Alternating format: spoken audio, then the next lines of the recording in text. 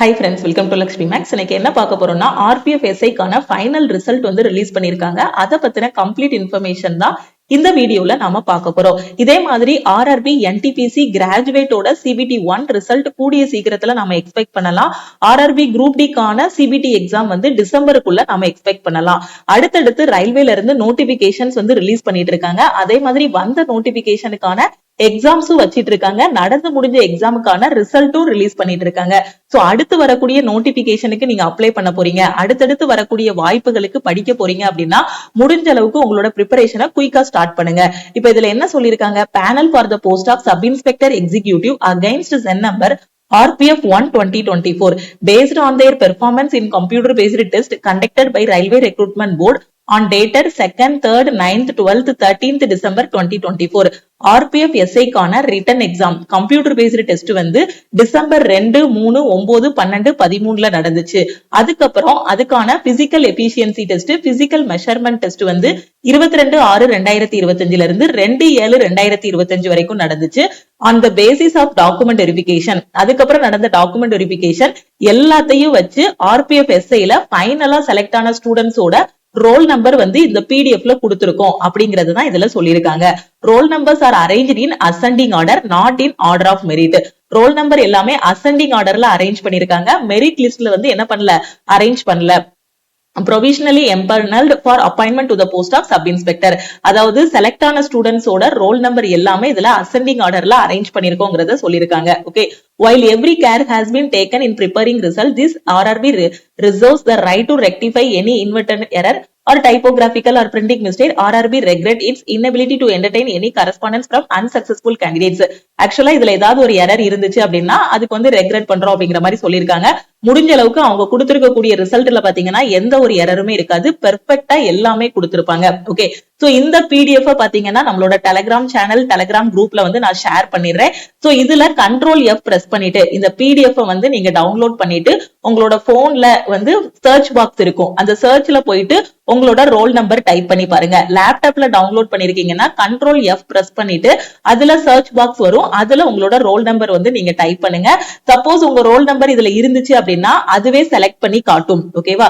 So first என்ன கொடுத்திருக்காங்கன்னு பாருங்க. List of candidates provisionally empaneled for appointment to the post of sub inspector executive. Okay, so female கேண்டிடேட்ல select ஆன கேண்டிடேட்ஸோட role number எல்லாமே இதுல வந்து கொடுத்திருக்காங்க. ஓகே, சோ அதே மாதிரி அடுத்த இதுல பாத்தீங்க அப்படின்னா மேல் கேண்டிடேட், செலக்ட் ஆன மேல் கேண்டிடேட்ஸோட ரோல் நம்பர் வந்து இதுல கொடுத்திருக்காங்க. ஓகே, சோ இந்த பிடிஎஃப்ல ஜஸ்ட் Ctrl F பிரஸ் பண்ணிட்டு உங்களோட ரோல் நம்பர் நீங்க டைப் பண்ணீங்க அப்படின்னா இதுல இருந்துச்சு அப்படின்னா நீங்க வந்து செலக்ட் ஆயிட்டீங்க. ஓகேவா?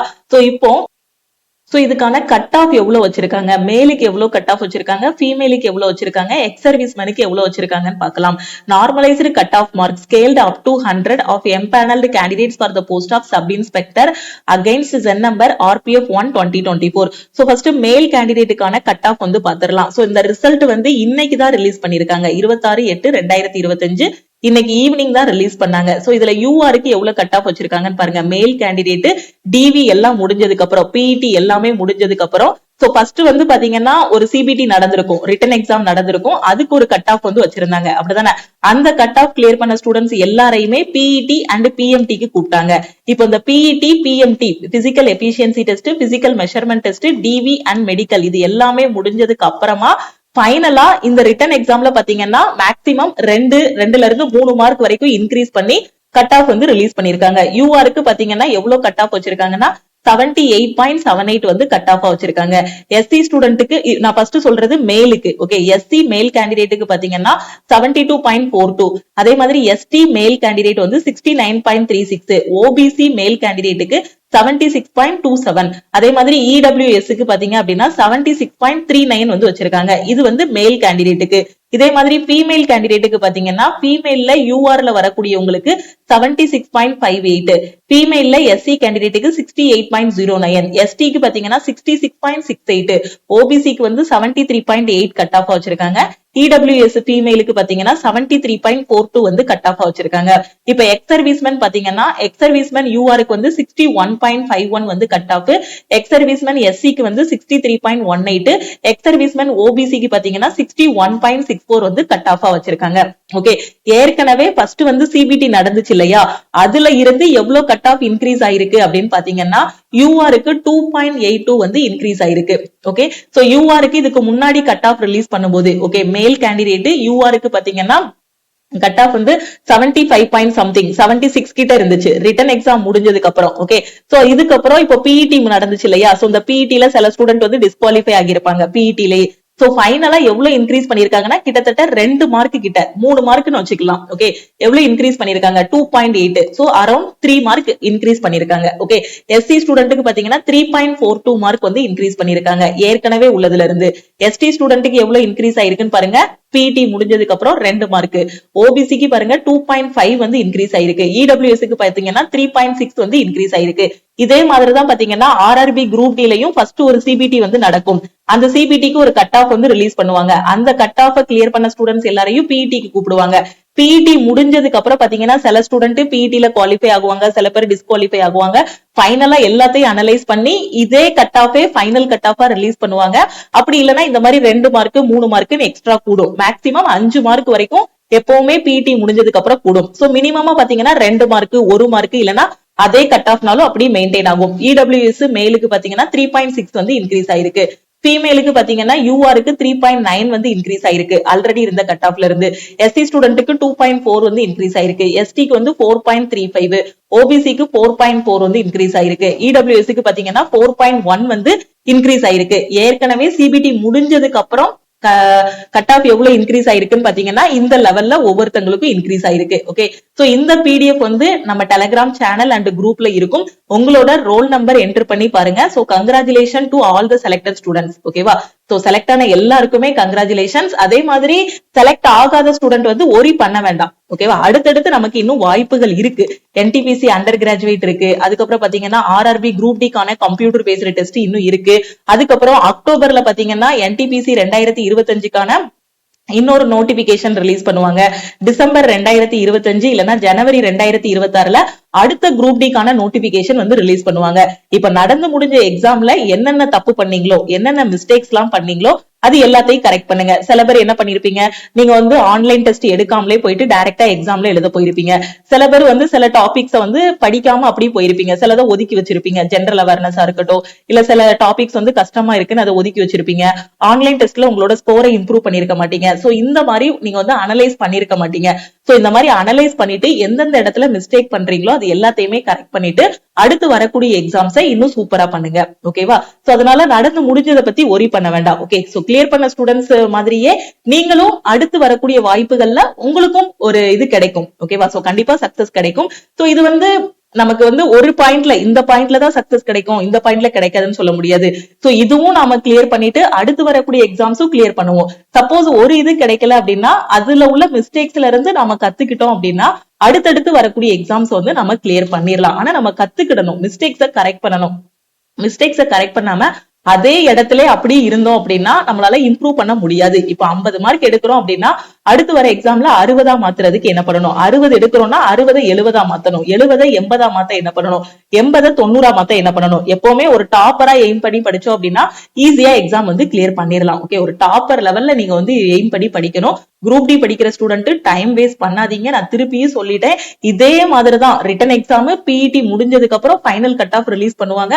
அதுக்கப்புறம் டைரக்டா போஸ்டிங் வந்து போட்டுருவாங்க. கோர்ட் கேஸ் நடந்துகிட்டு இருக்கு, எக்ஸாம் வந்து இன்னும் ரொம்ப டிலே ஆகும் அப்படிலாம் எதை பத்தியுமே இது பண்ண வேண்டாம். நீங்க உங்களோட வேலை என்னவோ அடுத்தடுத்த எக்ஸாமுக்கு படிக்க ஆரம்பிச்சிருங்க. ஓகே, சோ இந்த ரிசல்ட் பாக்குறதுல ஏதாவது ஒரு டவுட் இருக்கு அப்படின்னா இந்த நம்பருக்கு மறக்காம நீங்க வாட்ஸ்அப் பண்ணி கேட்டுக்கோங்க. ஆர்பிஎஃப் எஸ்ஐயோட ஃபைனல் ரிசல்ட் பாக்குறதுல ஏதாவது ஒரு டவுட்ஸ் இருக்கு, எப்படி பார்க்கணும்னு தெரியலன்னா இந்த நம்பருக்கே நீங்க கால் பண்ணியோ வாட்ஸ்அப் பண்ணியோ கேட்டுக்கலாம். அதே மாதிரி கிளியர் பண்ண ஸ்டூடெண்ட்ஸும் மறக்காம மெசேஜ் பண்ணுங்க. ஓகே, சோ அதே மாதிரி நம்ம லக்ஷ்மி மேக்ஸ் ஆப்ல இருக்கக்கூடிய எல்லா கோர்சஸ்க்குமே விநாயகர் சதுர்த்திக்கான ஆஃபர் வந்து அனௌன்ஸ் பண்ணிருக்கோம். அது எஸ்டர்டேவே அனௌன்ஸ் பண்ணியாச்சு. சோ இன்னைக்கு நீங்க எந்த கோர்ஸ்ல ஜாயின் பண்ணாலும் ஆஃபர் பிரைஸ்ல ஜாயின் பண்ணிக்கலாம். 27/8/2025 ஓட ஆஃபர் வந்து க்ளோஸ் ஆகுது. நாளையோட ஆஃபர் வந்து க்ளோஸ் ஆகுது. ஓகே, ஆல் இன் ஒன் கோர்ஸோட ஆஃபர் பிரைஸ் பாத்தீங்கன்னா 1899. என்டிபிசியோட டெஸ்ட் பேட்ச்ல ஜாயின் பண்ற ஸ்டூடெண்ட் 399 பே பண்ணி ஜாயின் பண்ணிக்கலாம். மேக்ஸ் அண்ட் ரீசனிங்கான கோர்ஸ்ல ஜாயின் பண்ற ஸ்டூடெண்ட் 1199 பே பண்ணி ஜாயின் பண்ணிக்கலாம். சயின்ஸ் அண்ட் ஜெனரல் அவேர்னஸ்ல ஜாயின் பண்ற ஸ்டூடெண்ட் 699 பே பண்ணி ஜாயின் பண்ணிக்கோங்க. கரண்ட் அஃபேருக்கான பிடிஎஃப் கோர்ஸோட ஃபீஸ் வந்து 399. இங்கிலீஷ்கான A to Z சீரிஸோட ஃபீஸ் வந்து 599. குரூப் டியோட டெஸ்ட் பேட்ச்ல ஜாயின் பண்ற ஸ்டூடெண்ட் 399 பே பண்ணி ஜாயின் பண்ணிக்கலாம். எஸ்எஸ்சி எம்டிஎஸ் ஓட டெஸ்ட் பேட்சோட ஃபீஸ் பாத்தீங்கன்னா 399. ஓகே, சோ இந்த ஆஃபர் வந்து நாளைக்கு நைட்டு 12 o'clock க்ளோஸ் ஆகிரும்.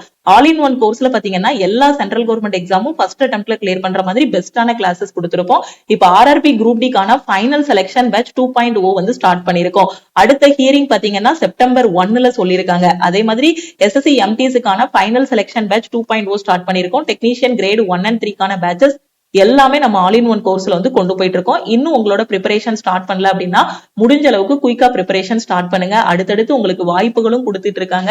கொடுத்த வாய்ப்புகளுக்கான எக்ஸாம்ஸும் வச்சு அதுக்கான ரிசல்ட்டும் கொடுத்துட்டு இருக்காங்க. ஓகேவா? சோ அதனால உங்களோட ப்ரிப்பரேஷனை குயிக்கா ஸ்டார்ட் பண்ணுங்க. கிடைச்சிருக்க வாய்ப்புகளை மிஸ் பண்ணிடாதீங்க.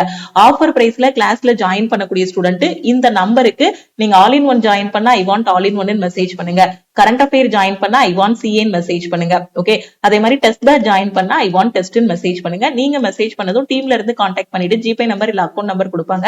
அதுக்கு ஆல் இன் ஒன் கோர்ஸ்னா 1899 பே பண்ணிட்டு பேமெண்டோட ஸ்கிரீன்ஷாட் சென்ட் பண்ணுங்க. உங்களுக்கு லைஃப் டைம் வேலிடிட்டி இருக்கும். அதே இது 1 year வேலிடிட்டில ஜாயின் பண்ற ஸ்டூடெண்ட் 1499 பே பண்ணி ஜாயின் பண்ணிக்கலாம். நம்ம டெலிகிராம் குரூப் டெலிகிராம் சேனல்ல இன்னும் ஜாயின் பண்ணல அப்படின்னா டெலிகிராம் குரூப் அண்ட் சேனல்லையும் ஜாயின் பண்ணிக்கோங்க.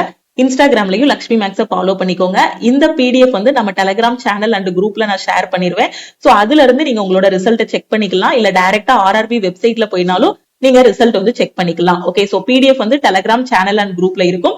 சோ அதுல இருந்து ரிசல்ட்டை செக் பண்ணிக்கோங்க. வேற எதுவும் டவுட் இருக்கு அப்படின்னா இந்த நம்பருக்கே நீங்க வாட்ஸ்அப் பண்ணுங்க. ஓகே, சோ செலக்ட் ஆன ஸ்டூடெண்ட்ஸ் வந்து மறக்காம வாட்ஸ்அப் பண்ணுங்க. அதே மாதிரி ரிசல்ட் பார்க்க தெரியல, எப்படி எனக்கு செக் பண்ணணும்னு தெரியலங்கிற ஸ்டூடெண்ட்டும் இந்த நம்பருக்கே வாட்ஸ்அப் பண்ணி கேட்டுக்கோங்க. ஓகே, சோ அதே மாதிரி அடுத்தடுத்து எக்ஸாம் படிச்சிட்டு இருக்கீங்க, எங்க இருந்து ப்ரிப்பரேஷன் ஸ்டார்ட் பண்ணணும், எப்படி ஆரம்பிக்கணும்னு தெரியலனாலும் இந்த நம்பருக்கே நீங்க கால் பண்ணியோ வாட்ஸ்அப் பண்ணியோ கேட்டுக்கலாம். திருப்பியும் நாம நெக்ஸ்ட் கிளாஸ்ல மீட் பண்ணலாம். தேங்க்யூ.